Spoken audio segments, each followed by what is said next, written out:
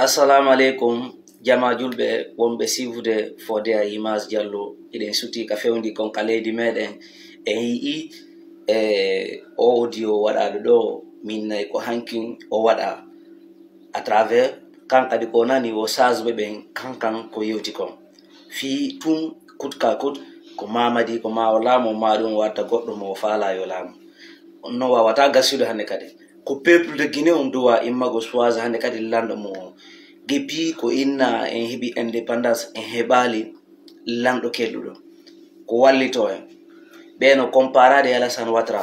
ɓeno haalde hay métre uji ni no ka maɓɓe seeɗe mum ko mi tori jamala Guinée on wattana hiila moƴƴa Mamadi ɓay tun himo andi so ombiti hunde ko makko o wi o wonay candidat probléme molanaɗo waɗay ka leydi meɗen ko ɗum imo addi ɗo menda ko Lansana Kouyaté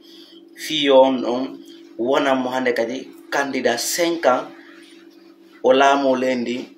o artoya kanko Mamadi hara o ɓortoyi keteni on kankadi wona candidat jama on eno tappade ore par ce que simi wolani on ma ɗum tola wolani on ma tijjala pisanol ma ilo e la diaspora woni on o sikkay ɓe ko militant ɓe ɗumanna on ƴettira on pardon on famali min e fof meɗe min mi aña Mamadi Doumbouya le 5 septembre ko min atimo kellande ala giselu atimo hikkiti kellangol me ɗo mi hanla non par ce que yawno ha min jammi mo ñam inde labade ka toon par ce que o hari o prometi ji labade o inde en tant que soldat nous tenons beaucoup à la parole d'honneur donc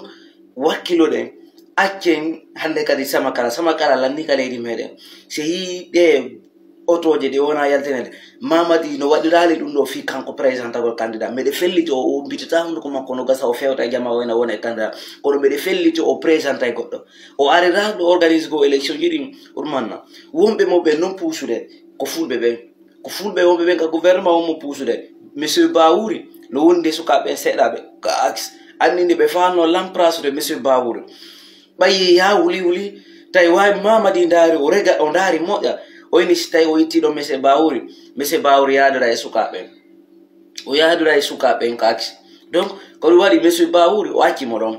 est ce que a fami o daari fi gawal tawi gawal non gawal c'est impossible gawal wata iwde ɗon par ce que si gawal iwde on taw tawi opposition on ndende ketare fi makko yani donc ɓen noon ɗiɗo ɓe juinde ɓe wadde géopolitique ɓe utilisera ɓe piijugo on ton ha fiyonade o présente gawal awa koye ɗumannawa mo duwano présente de gawal ɓay o waɗama rescule kaye DG ka o waɗa joni gawal joni o ine joni gawal e présente o candidat joni kan si gawal laamike 5 ans kanko arto e on semana o ɓortoteni o ɗuman kono o présentali o innali yo gawal laam o innali monsieur Bawour o haalal toon Ceerno Mamadou mo dingira o haalal toon Bassirou Diallo o haalal toon ministre e jelo no nder toon o haalal toon on kamɓe colonel Aminata hay compris kono ɓe waɗata ɗum noon ko ɓe waɗi tun ko hakkille maɓɓe pullo wata laamu lagina kono hikka ko piiji ɗiɗi ko maydenen maɗum laamu ngo billahi par ce que fiyono min nani ɗum si tawi yeehi ko ɓe wi kon dès le premier tour ko Mamadi gagne si Mamadi ombiti hunduko ma kon présentiɗo goɗɗo wallahi on yiye masibo no wawi wasi tawi ko kanko présente fiyon no par ce que Lansana Kouyaté on noon tawaka ka membre de CNRD on noon ko addaɗo noon est ce qu'on fami eɗon andi on e sahaji tamma ko organise élection ji o jonniti laamu ngon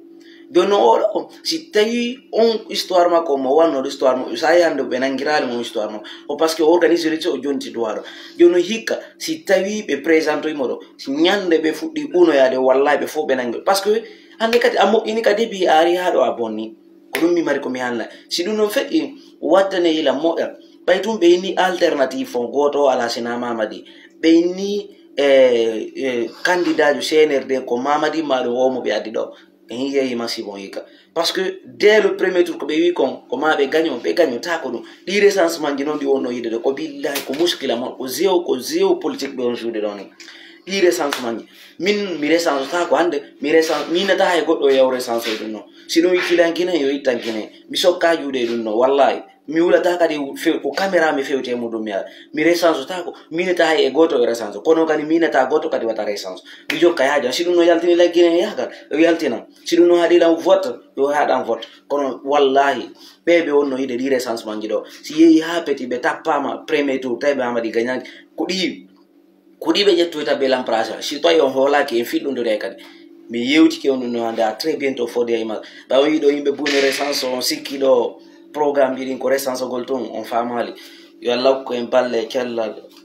eɗen ko wonko arde no arde mais si ɓe sikki hikka ɓe laamoto ɓe sikki fenande transition lannino neeɓi iɗon joori ɗo iɗon inde ko refondation yimɓe ɓen ko feetuɓe ɓe tappa e hoore affe ite kero refondation wona ɗo haalede fi septembre ɗon constitution wona ɗo joƴƴineɗe on ko on so wattanalila ko ɗon no gasa ñawaroy taw par ce que o wula mo wondi armo mo wondi e yimɓe équipe makko kamɓe clambandi on ko senerde o présente awa gawala o ñande o présenté a gawa est ce que e ɗuggere waɗay yo présenté mo de o